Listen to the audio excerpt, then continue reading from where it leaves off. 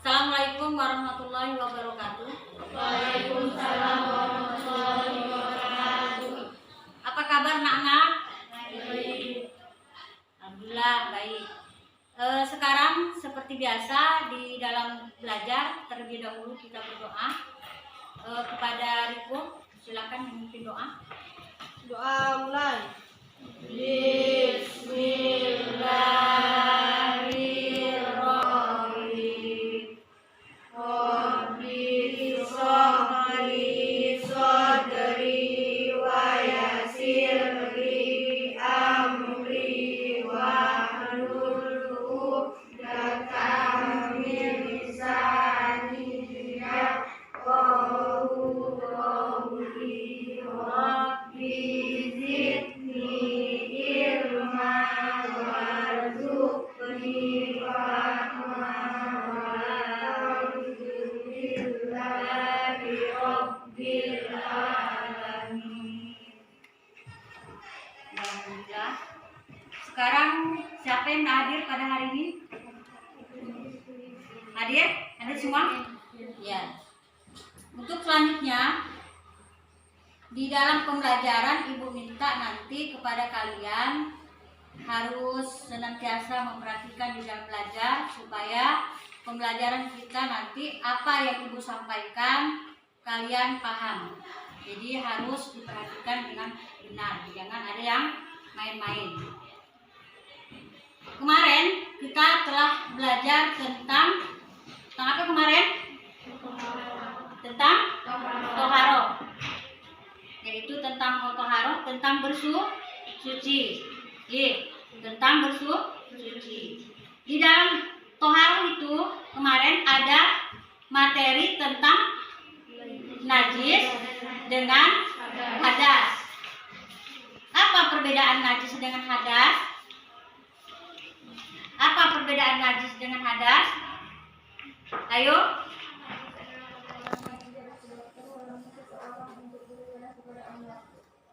Kotoran yang menyebabkan seseorang terhalang untuk beribadah kepada Allah.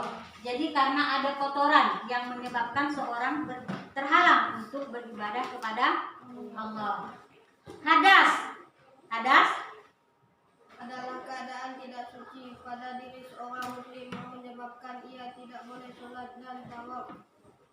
karena keadaan tidak suci yang menyebabkan seseorang terhalang untuk beribadah kepada Allah. Cuman ada dua perbedaan, kan? Kalau najis karena hal lain di luar dari perbuatan kita, kotoran yang menyebabkan kita terhalang beribadah kepada Allah. Kalau najis hadas karena perbuatan kita sendiri yang menyebabkan kita terhalang untuk beribadah kepada Allah. Pahami? Udah, untuk selanjutnya yaitu najis. Ada berapa najis? Ada 3. Yang pertama muhafafah, yang kedua mutawasita, yang ketiga muhalafah pintar. Selanjutnya hadas ada berapa? 2. Hadas kecil dan hadas besar. Contohnya hadas kecil. Contoh perbuatannya. Contoh hadas kecil. Contoh perbuatannya. Buang angin atau buang air kecil, buang air besar. Buang air kecil, buang air besar itu karena perbuatan kita sendiri yang menyebabkan kita terhalang untuk beribadah kepada Allah. Nanti belajar lagi ya. Nah, sekarang kita materi berikutnya yaitu tentang indahnya kebersamaan dengan sholat berjamaah. Indahnya kebersamaan dengan sholat berjamaah. Berarti otomatis di dalam pembelajaran tentang sholat berjamaah kita membahas tentang apa yang kita pelajari? Tentang sholat. Biasanya sholat yang dikerjakan secara berjamaah itu sholat apa aja? Apa saja? Sholat apa saja?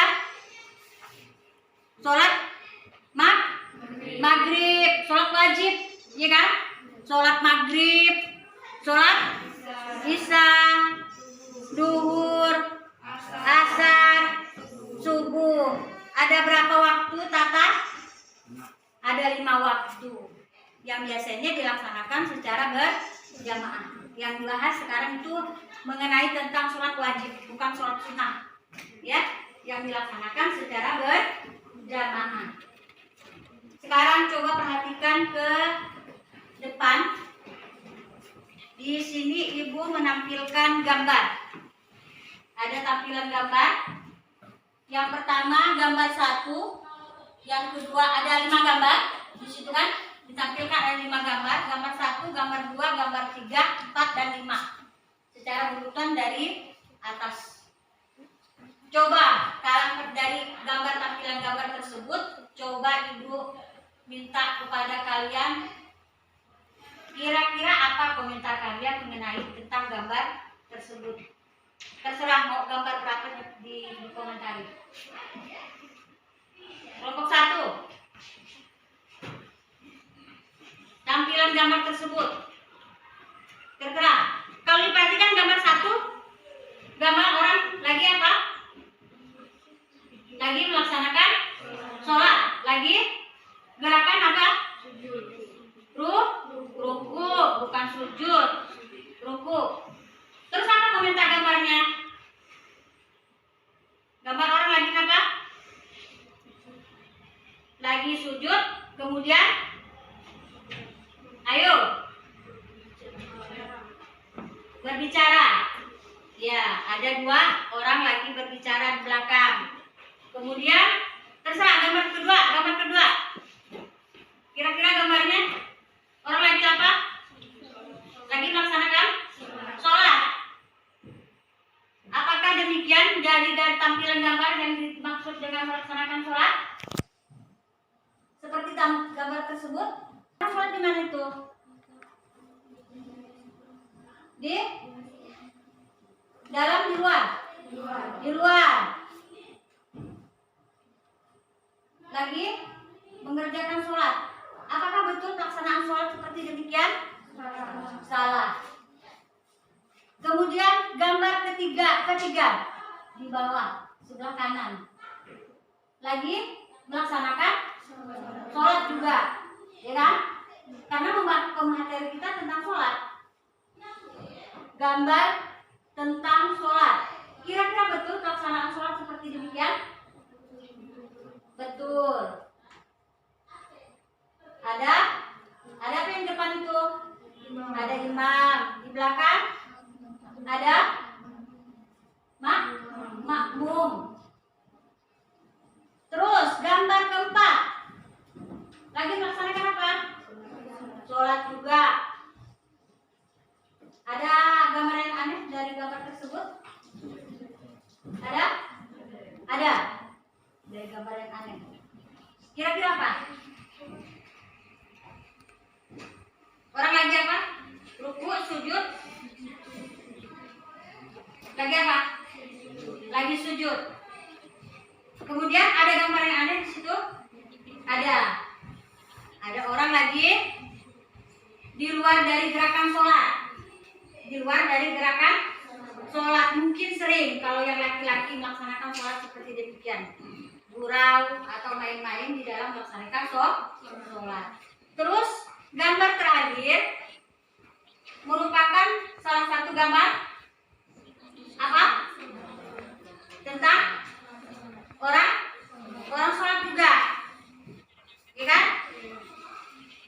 Kemudian di depan ada imam, di belakang ada makmum. Juga termasuk pelaksanaan sholat. Kira-kira itu pelaksanaan sholatnya ada di atas, ada di bawah, atau berdampingan? Ada di atas, ada di bawah, atau berdampingan? Yang jelasnya ada pembatas. Ya, ada pembatas baik di atas ataupun di bawah.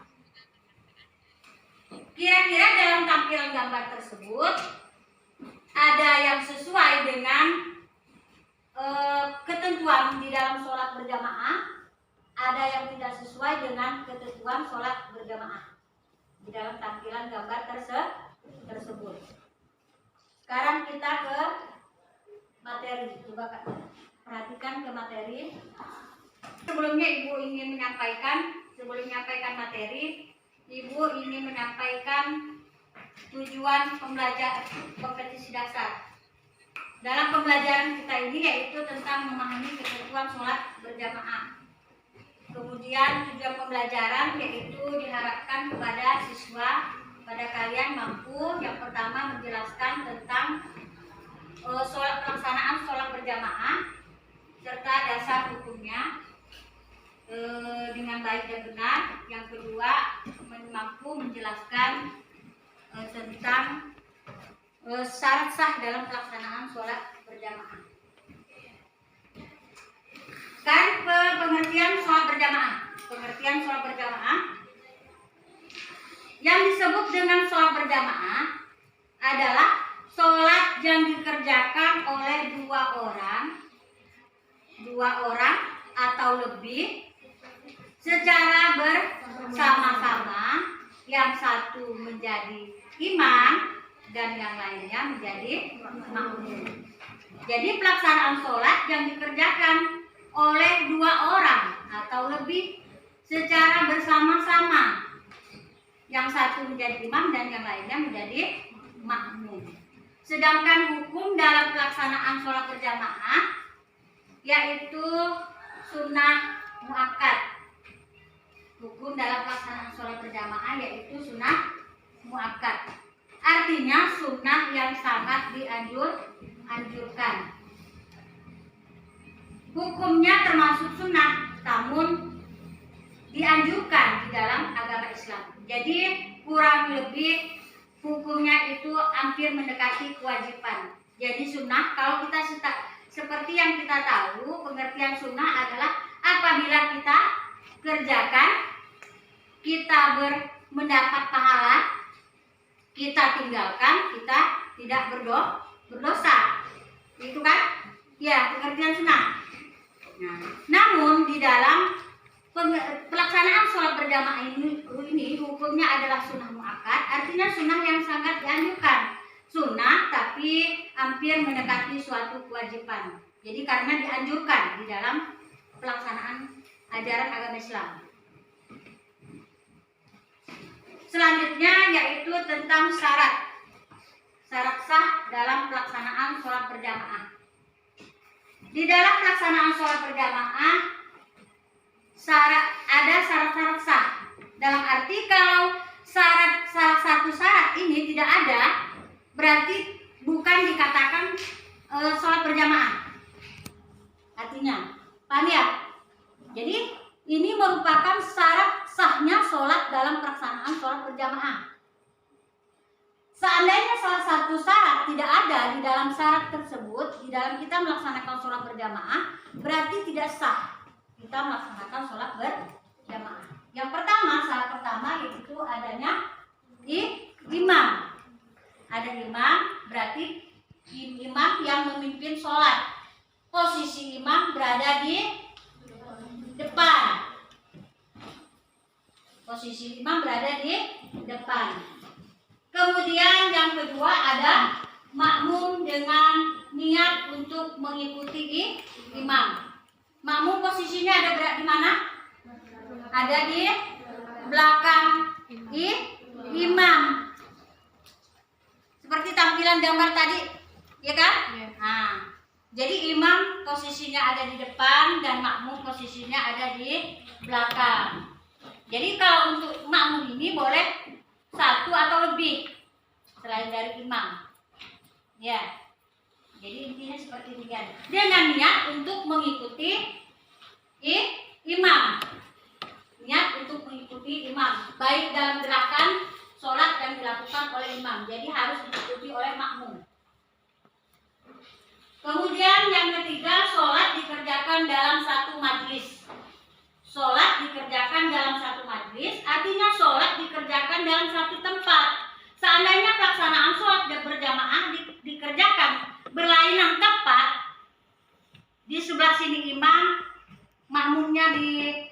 dari tempat majelis, tidak dalam satu majelis, berarti bukan dikatakan sholat berjamaah. Yang dimaksud adalah pelaksanaan sholat berjamaah imam dengan makmum berada dalam satu majelis, artinya berada dalam satu tempat, tidak boleh berlainan tempat. Kan? Seandainya kita melaksanakan sholat dalam satu tempat, tapi ada pembatas ruang, apakah boleh? Boleh melaksanakannya? Apakah itu disebut dengan pelaksanaan sholat berjamaah? Ya, betul. Jadi termasuk pelaksanaan dalam melaksanakan sholat berjamaah, walaupun dibatasi oleh dinding. Yang penting dia harus pelaksanaan satu tempat. Namanya satu tempat berarti ibarat rumah kita satu bendungan, gitu. Tidak boleh berlainan. Kecuali seumpama ini kelas dalam melaksanakan sholat berjamaah di ruang lain, itu tidak boleh. Jadi dia boleh. Jadi walaupun dibatasi oleh dinding, jadi boleh. Terus syarat keempat yaitu sholat makmum harus sesuai dengan sholatnya imam. Ini dalam arti gerakan imam. Gerakan imam harus diikuti oleh gerakan makmum. Sesuai. Tidak boleh tumpang tindih. Imam berdiri, makmum ruku, gitu. Tidak boleh. Karena harus mengikuti gerakan imam. Jadi kalau kita melaksanakan sholat imam ruku, kita sujud, itu berarti kita termasuk bukan melaksanakan sholat berjamaah, tidak sah sholatnya. Karena tidak mengikuti gerakan imam. Jadi ini ada 4 pembahasan mengenai tentang syarat sah dalam pelaksanaan sholat berjamaah. Seandainya kita tidak melaksanakan dari 4 syarat tersebut, berarti tidak sah sholat kita dalam melaksanakan sholat berjamaah. Dan sampai sini ada yang bertanya, silakan. Kelompok 1, kelompok 2, kelompok 3. Kelompok 3, ya silakan. Muakkad maksudnya tadi apa, Bu? Oh, sunnah muakkad. Maksudnya apa tadi? Yang disebut dengan sunnah muakkad artinya sunnah yang sangat dianjurkan, hampir mendekati kewajiban. Jadi sebenarnya pelaksanaan sunnah itu tadi Ibu sampaikan, sunnah artinya kan kalau kita ingin mengerjakan mendapat pahala, tidak mengerjakan kita tidak berdosa. Tapi kalau dalam pelaksanaan sunnah muakkad itu sangat dianjurkan, artinya hampir mendekati wajib. Kalau bisa kita harus melaksanakan sholat berjamaah.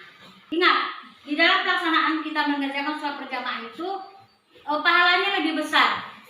Pahalanya lebih besar, yaitu kurang lebih dalam hadis mengatakan sholatul jamaah khairun min sholatil fadli.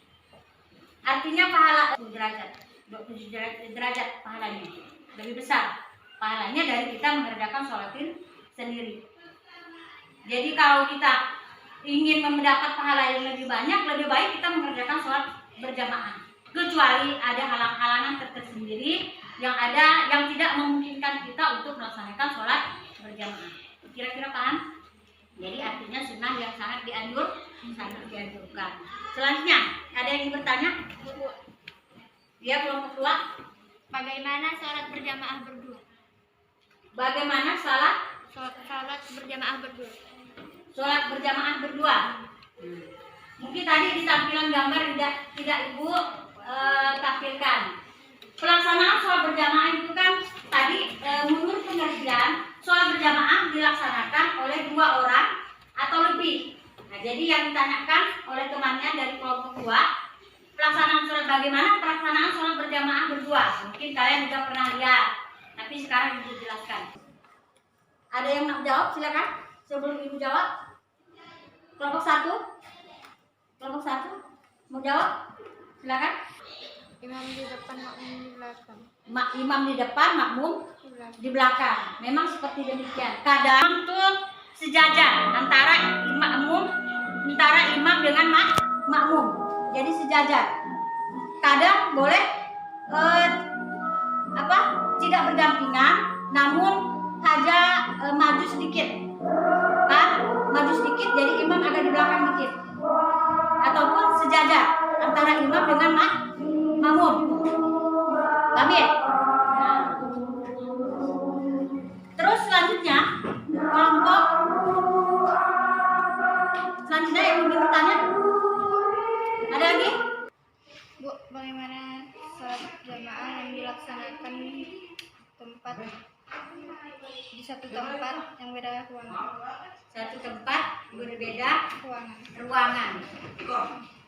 Tadi Ibu sudah menjelaskan kepada kalian, berarti dalam pelaksanaan sholat berjamaah harus dilaksanakan dalam satu majlis.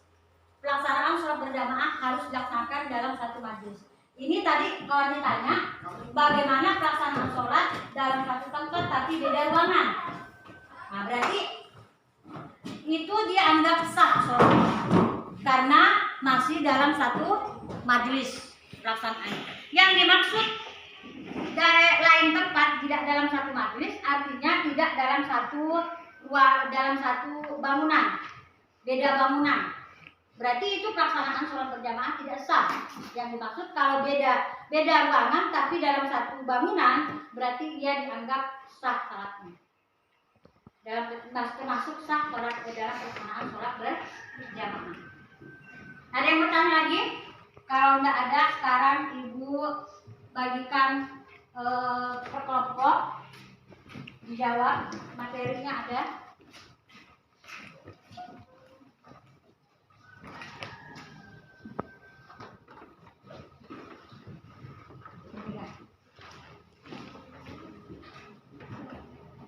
Buka halaman terakhir. Ada tugas kelompok, petunjuk pengertian soal, halaman terakhir. Petunjuk pengerjaan soal. Mulailah dengan membaca basmalah, kemudian bacalah LKPD dengan cermat. Pelajari dan pahami materi tentang pengertian sholat berjamaah, materinya. Kemudian dalam hukum pelaksanaan sholat berjamaah dan syarat sah berjamaah termasuk syarat imam dan syarat makmum. Jika mengalami kesulitan, jadi maksudnya kalau kalian tidak paham atau sulit dalam menyampaikan materi, tanyakan langsung kepada Ibu. Jadi sekarang Ibu minta kalian diskusikan, ada 2 soal yang harus kalian kerjakan, yaitu soal 1 tentang mengapa sholat berjamaah dianjurkan untuk dilaksanakan secara berjamaah. Yang kedua, dengan semaraknya berbagai aktivitas serba dilakukan dengan daring, bahkan ada sebagian orang melaksanakan sholat dengan daring. Sholat daring artinya sholat yang pelaksanaan sholat yang dilakukan makmum dengan tempat terpisah. Menurut pendapat kalian, apakah sholat yang dilakukan dengan daring tersebut termasuk sah atau tidak? Jika kalau menurut pendapat kalian itu sah, apa alasannya? Jika menurut pendapat kalian tidak sah, apa alasannya? Jadi untuk nomor 2 kalian hanya bisa menjawab 1. Menurut pendapat kalian pelaksanaan sholat secara daring ya apa termasuk sah? Ya? Dah sekarang kerjakan. Ibu beri waktu 5 menit. Untuk nomor 1. Jawabannya. Sebenarnya materi ada di materi.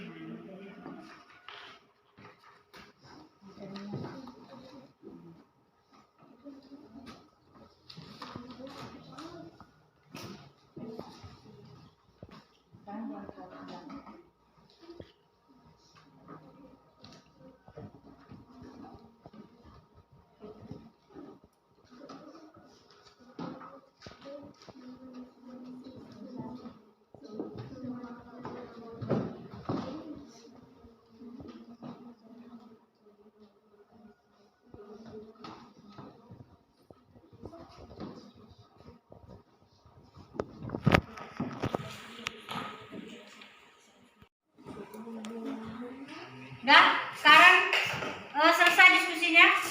Udah selesai? Udah kelompok 1? Kelompok 2? Udah. Kelompok 3? Udah. Sekarang kelompok 1, silakan menyampaikan hasil diskusinya. Berdiri. Ya, dibacakan. Mengapa sholat berjamaah dianjurkan untuk dilaksanakan secara berjamaah? Jawabannya, mengapa sholat berjamaah dianjurkan untuk dilaksanakan secara berjamaah? Karena utama daripada sholat sendiri.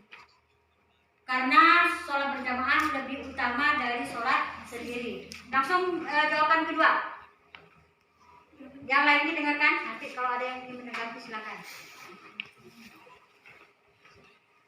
Dengan semaraknya sebagai aktivitas serba dilakukan dengan daring, bahkan ada sebagian orang melaksanakan sholat dengan cara daring. Sholat daring adalah pelaksanaan sholat yang dilakukan makmum dengan imam yang berada di lokasi terpisah. Menurut pendapat kalian, apakah sah sholat berjamaah yang dilakukan secara daring tersebut? Jika ya, apa alasannya? Jika tidak, apa alasannya? Kalau pendapat dari kelompok 1, jawabannya Tidak sah. tidak sah. Terus alasan? Karena sholat berjamaah dilakukan dengan berbeda lokasi atau berbeda tempat. Karena sholat berjamaah Dilakukan dengan berbeda lokasi atau berbeda tempat. itu sah atau tidak? Tidak sah. Tidak sah. Kira-kira jawaban kelompok 1 betul? Betul. Terus kelompok 2. Kelompok 2 silakan. Kelompok 2 silakan. Karena sholat berjamaah adalah sholat yang dikerjakan oleh 2 orang atau lebih secara bersama-sama dan salah seorang mereka menjadi imam, sedangkan yang lainnya menjadi makmum. Yang jawaban nomor 2, apakah sholat daring dilakukan itu menurut pendapat kalian dengan beda lokasi itu apakah sah atau tidak?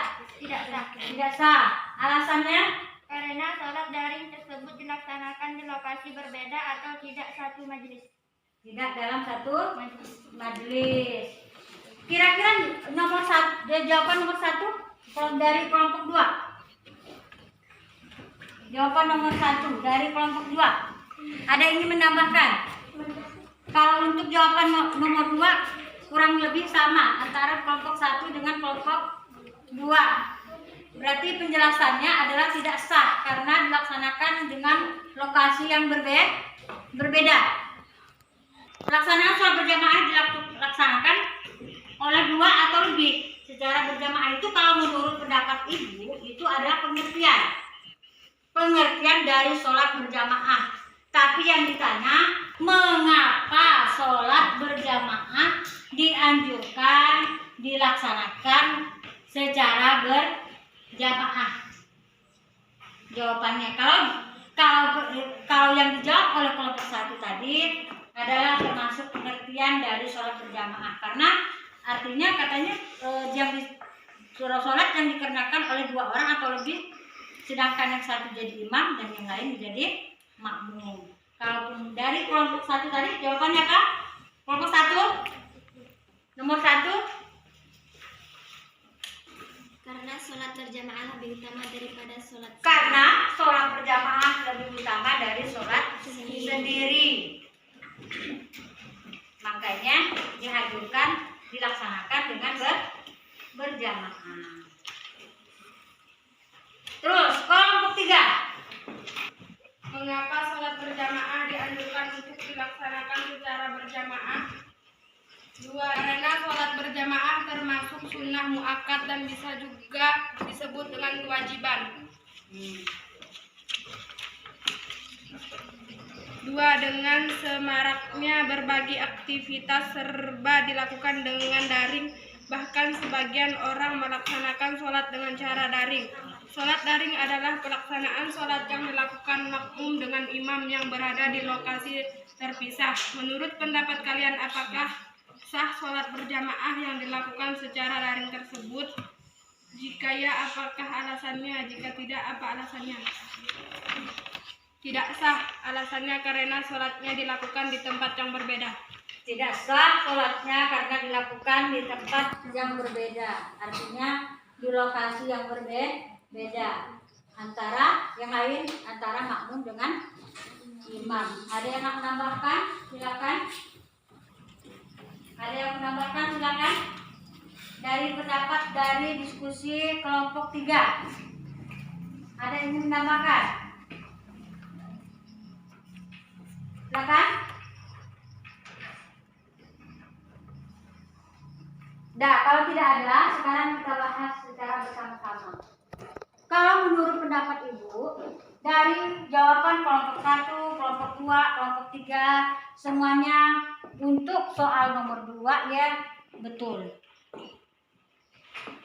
Soal nomor 1, masing-masing mempunyai pemahaman yang berbeda mengenai tentang mengapa sholat berjamaah harus dianjurkan dilaksanakan secara berjamaah. Kalau dari kelompok 1 tadi mengatakan bahwa karena sholat berjamaah itu lebih berjamaah dari sholat sendiri, karena apa? Pahalanya lebih besar. Tadi kata Ibu kan? Berapa derajat? 27 derajat. Makanya kalau namanya kita hidup sekarang kan ingin mengejar banyak-banyak pahala, bukan mengejar banyak-banyak dosa, ya kan? Kalau seandainya pelaksanaan sholat berjamaah itu lebih banyak pahalanya, lebih baik kita laksanakan secara berjamaah selama tidak ada halangan yang ada pada diri kita. Kalau untuk kelompok 2, jadi mungkin menyesuaikan kelompok 1 dengan kelompok 3. Kelompok 2 dengan kelompok 3 menurut Ibu ya udah betul. Kalau untuk soalnya jawabannya kalau untuk kelompok 2 tadi itu menurut Ibu itu adalah pengertian. Jawaban dari kelompok 3 tadi apa? Kelompok 2? Jawaban dari kelompok 3, dengarkan. Untuk soal nomor 1, karena apa yang disebutkan? Karena sholat berjamaah termasuk sunnah muakkad dan bisa juga disebut dengan kewajiban. Sunnah muakkad atau disebut dengan kewajiban, hampir mendekati ke kewajiban. Jadi kalau bisa karena dianjurkan ya sebaiknya dikerjakan. Ya. Jadi untuk jawaban nomor 2 tentang pelaksanaan sholat secara daring, yaitu pelaksanaan yang dilakukan sholat antara imam dengan makmum di lokasi berbeda. Apakah sah? Apakah sah dilaksanakan? Tidak sah. Jelas. Kalau menurut syaratnya tadi udah melanggar dari syarat sah. Sedangkan syarat sahnya pelaksanaan sholat antara imam dengan makmum harus dilaksanakan dalam satu majlis. Kalau dilakukan dengan tempat berbeda, jelas tidak sah sholatnya. Karena ia sampai sholat pun dari, kan? Intinya seperti itu. Jadi tidak sah. Jadi mungkin pembahasan kita mengenai tentang materi cukup sekian. Sekarang kita simpulkan materi kita sama-sama pada hari ini, yaitu tentang yang pertama, pengertian dari sholat berjamaah itu adalah sholat berjamaah adalah sholat yang dikerjakan oleh 2 orang atau lebih berjamaah dan satu dari imam dan lain jadi makmum. 2 orang atau lebih dilakukan secara bersama-sama, yang satu jadi imam, yang lain jadi makmum. Hukum dalam melaksanakan sholat berjamaah, adalah hukum dalam melaksanakan sholat berjamaah adalah sunnah.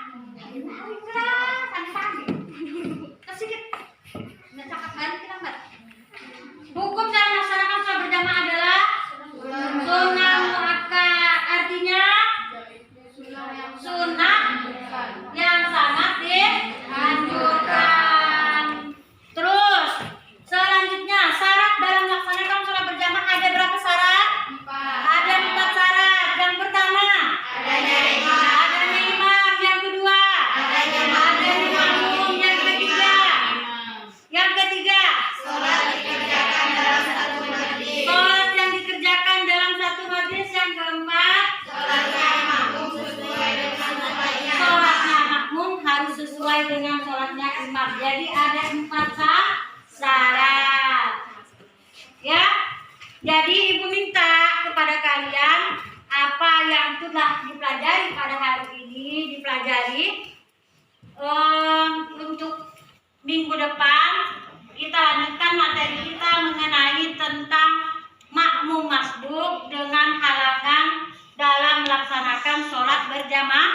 berjamaah. Jadi sekarang apa yang Ibu sampaikan sekarang Ibu minta dipelajari. Ya. Untuk tugasnya minggu yang akan datang. Jadi Ibu minta kalian pelajari tentang materi kita, yaitu tentang makmum masbuk dan halangan dalam melaksanakan sholat berjamaah. Dan untuk tugas kalian di rumah, Ibu minta kalian membuat resume materi pada hari ini. Di resume materi, kalau namanya resume materi berarti pilih materi yang penting-penting, dicatat di dalam bukunya masing-masing. Jadi minggu depan supaya pembelajarannya udah bisa. Jadi sampai di rumah dikerjakan tugasnya, itu membuat resume materi. Dan berakhirlah pembelajaran kita pada hari ini, dan marilah sama-sama kita membaca hamdalah. Alhamdulillah Rabbil alamin. Dan Ibu akhiri, assalamualaikum warahmatullahi wabarakatuh.